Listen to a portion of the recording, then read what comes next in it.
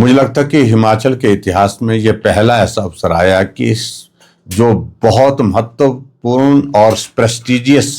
हमारी प्रॉपर्टीज हैं उनको नीलाम होने की नौबत आई है।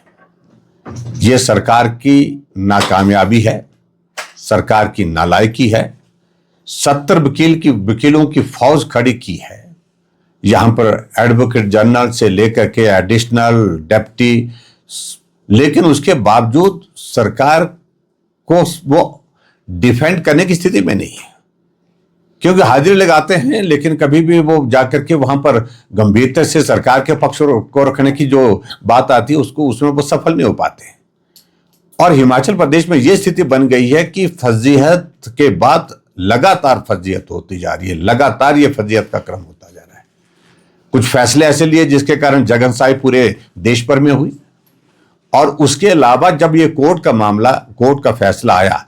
13 जनवरी 2023 का फैसला, 64 करोड़ रुपए जो अपफ्रंट प्रीमियम को देने की बात उस कंपनी के लिए कही गई थी, जहां सरकार को आज वो पैसा लगभग 150 करोड़ के करीब पहुंचने वाला है। और सबसे बड़ी पीड़ा का विषय है कि हिमाचल प्रदेशियों का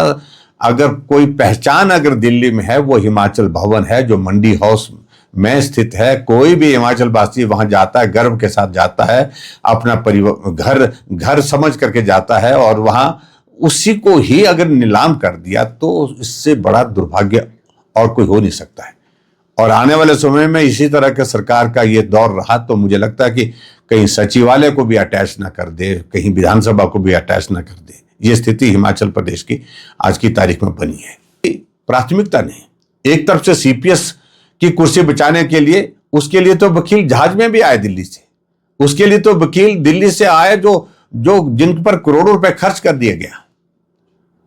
और जब उसके बावजूद भी वो हाई कोर्ट में हार गए सीपीएस वाले मामले में, अब एसएलपी सुप्रीम कोर्ट में की है, जहां कांग्रेस की ओर से वकील खड़ा किया जाएगा, जो वकील 1-1 करोड़ रुपए एक बार खड़े होने की पेशी का पैसा लेता है, उसके लिए पैसे हैं। लेकिन हिमाचल प्रदेश में जो है इस प्रकार के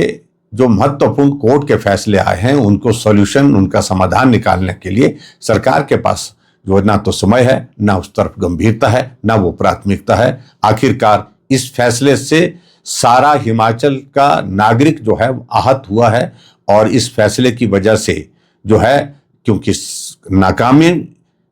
नाकामयाबी अगर है तो सरकार की है।